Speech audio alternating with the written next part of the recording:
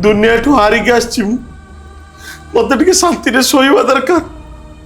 बिना खाइबार सोई जो 30 वर्ष बयस रे तो पुओ पेट पुछला वाला गोटे भल जॉब भी पाइलानी। तो कौन है ना 60 वर्ष बयस रे तो बो तो पाई रांधिया पाई सबुतरी राजी अछि। 70 वर्षर बाप एबे भी ग्यारंटी दउची ता पुओ निहाती भल चाकरीटा करिवो। मु तुम खुशी पाई किछि करि पारनी बापा। अरे तू जो दिन जन्म हेलु सेई दिन तो बौर मोर तो खुशी मिल जाइतला। हेले बापा अरे तू व्यस्त होनी ये सब भाग्यर लेखा सेति भाई समय लागिबो। मु तो पुनी 35 वर्ष रे चाकरी करथिली।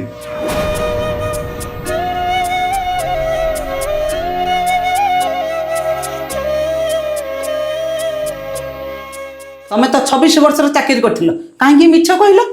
30 वर्ष बयस रे छुआ माने जेतेबेले चाकरी न पाती उपाय शून्य होई सुसाइड करिया को बाध्य होंती। किंतु मो पुओ को डिप्रेशन को जीवा को देबिनी सेति भाई गोटिए नुहे हजार मिछ कथा खुशी रे कहिबी।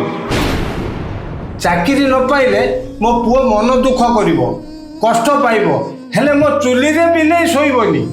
किंतु जदि से न रहे